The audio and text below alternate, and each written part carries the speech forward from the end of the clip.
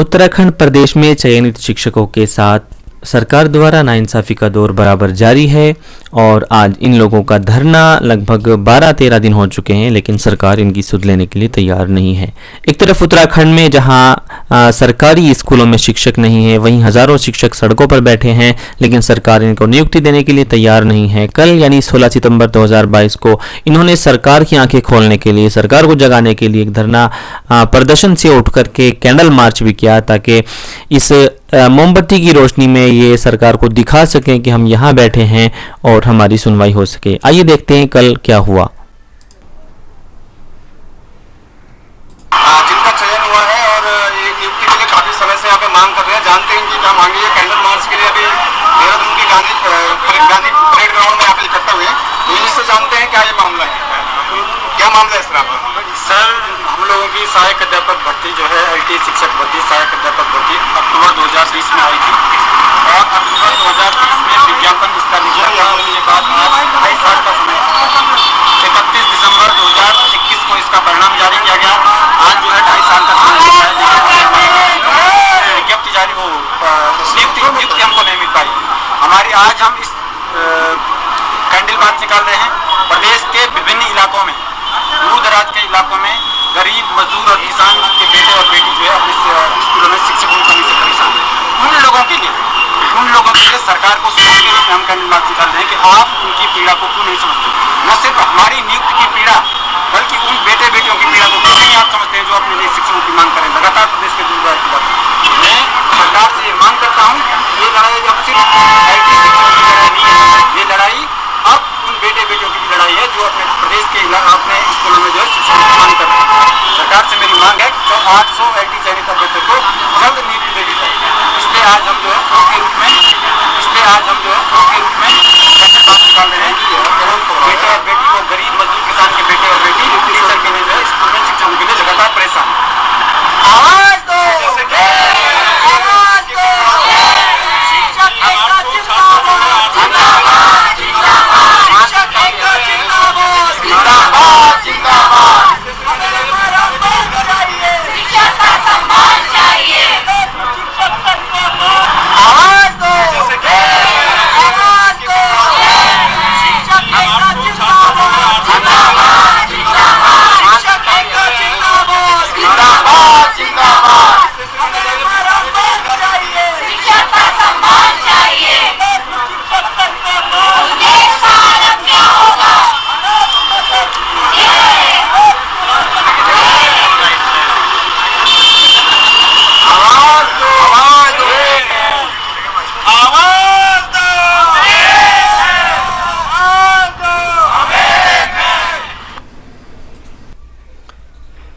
तो इस तरह से कल यानी 16 सितंबर को देहरादून की सड़कों पर हज़ारों की संख्या में ये चयनित शिक्षक मोमबत्ती लेकर सरकार को जगाने और सरकार की नींद उड़ाने का काम कर रहे थे। लेकिन अब तो ये नहीं पता चल पाया है कि इनकी बात सरकार तक पहुंची है या नहीं पहुंची और इनको नियुक्ति कब तक मिलेगी।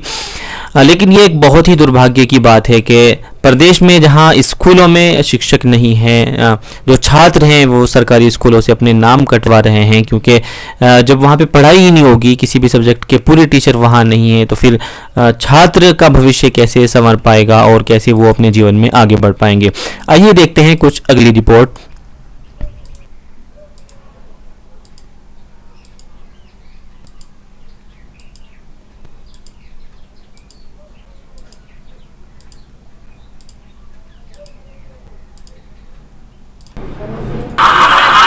तो हमारे साथ यहाँ पे कुछ महिला अभ्यर्थी है, तो सबसे पहले अपना नाम बताइए मैडम। सर, मेरा नाम कल्याणी है और मैं LT साइंस से चयनित हूँ। तो कहाँ से आए हैं आप? सर, मैं रानीखेत से आई हूँ यहाँ पे और मुझे 5 सितंबर से यहाँ पे लगभग 11 दिन हो चुके हैं। तो 11-12 दिन से ये लोग यहाँ पे धरना कर रहे हैं, प्रदर्शन कर रहे हैं, लेकिन अभी तक जो है इनको आश्वासन नहीं मिला है सूबे के CM से और जो हमारे शिक्षा मंत्री जी हैं, कुछ और महिलाएं भी हैं, इनसे जानते हैं क्या मामला है मैडम। सर, हमको बस अभी तक कोई आश्वासन नहीं मिले हुए हैं शासन प्रशासन की तरफ से। शासन का जवाब है कि अभी नियुक्ति मिली नहीं है। हम चाहते हैं कि जल्दी से जल्दी इनको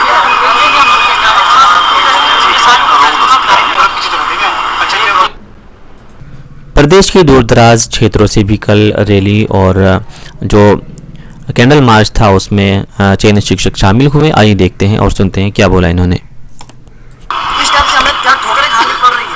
मेरा मुख्यमंत्री जी से निवेदन है, जब आपने अभी भी अगर इंसानियत बची है तो हमारी मांग सुनो और जल्दी से जल्दी हमें नियुक्ति देने की कोशिश करें। महोदय, हमारा कोई गुनाह नहीं है, हमने मेहनत की है, मेहनत से हम चयनित हुए। तो अभी तक किन दिन से मुलाकात हो चुकी है आपकी इस संबंध में? सर, मैं तो सीधा ये बोलूँगा, कोई बचा ही नहीं, कोई नेता जिससे अभी तक मुलाकात नहीं हुई है। सबसे मुलाकात हो चुकी है, सबसे हमें कोरा से कोरा आश्वासन मिला। हमें भरोसा अपने शिक्षा मंत्री जी से, वो हमारी मदद करेंगे इस मुद्दे पर, क्योंकि शिक्षा का मुद्दा है, उन्होंने हमारी मदद करनी होगी इस बात पे। और मुख्यमंत्री जी से हमारा निवेदन है कि हमारी पीड़ा को समझे, उन नौजवानों की पीड़ा को भी समझे जिनके पास शिक्षक नहीं है और उस शिक्षकों से जूझ रहे हैं। साथ में कई सारी महिलाएं जो छोटे छोटे बच्चों को छोड़कर यहाँ पहुंची हुई है, बहुत ही बुरी स्थिति है। मेरे सिर्फ इतना निवेदन है कि इंसानियत बची है। दो औरों से जानते हैं, यहाँ पे बहुत सारे अभ्यर्थी हैं LT चयनित और दूर दूर से आए हैं। तो यहाँ पे एक मैडम मिली है, तो मैडम आप कहाँ से आए हैं?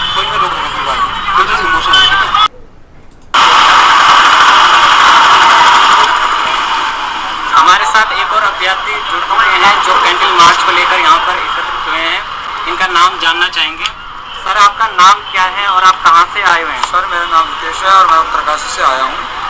सर, जैसा कि समाज में अभी वर्तमान में हमारी स्थिति को देखते हुए हम LT सहायक चयनित अभ्यर्थी है और हम 9 महीनों से लगातार प्रदर्शन कर रहे हैं अपनी नियुक्ति की मांग को लेकर, लेकिन सरकार कोई सुध नहीं ले रही है। इसलिए आज हमने सरकार एक दिए के जरिए सरकार की जो सोई हुई आत्मा को जगाना चाहते हैं कि क्या हम हमारी तरफ देखो कि हमारी भी कुछ मांगे हैं, इनको भी पूरी करो। ऐसा नहीं कि अपने ही राजपाट में आप सुख में सोए हो। आप सरकार को हम इस लॉ के जरिए उतारना चाहते हैं, जिस प्रकार प्रकाश होता है उनके मन बुद्धि में प्रकाश डालना चाहते हैं कि आप कृपा करके जागिए और हमारी मांगों को पूरा कीजिए। शुरू हो गया है और हम जो है हम देख सकते हैं कि यहाँ पर छात्रों के द्वारा कैंडल। उत्तराखंड प्रदेश में जहां काफ़ी दिनों से परीक्षाओं को लेकर और भर्तियों को लेकर उठापटक मची हुई है, वहीं ये चयनित शिक्षक रोड पर हैं और लगभग 5 सितंबर से ये अभी तक धरने पर हैं। इनके साथ महिलाएं भी हैं और आप देख सकते हैं स्क्रीन पर आपको दृश्य दिखाई दे रहे हैं कि हजारों की संख्या में इन लोगों ने कैंडल मार्च किया और सरकार तक अपनी बात पहुंचाने की कोशिश कर रहे हैं। लगातार ये मंत्रियों से मिल रहे हैं और जितने काम इनके करने के हो सकते थे इन्होंने किए। एक छात्र का, एक जो कैंडिडेट है, उसका दायित्व होता है मेहनत करना और परीक्षा पास करना, लेकिन उसके बाद का जो काम होता है वो सरकार का होता है। आप देख सकते हैं हजारों की संख्या में यहाँ पर ये जुड़े हुए हैं।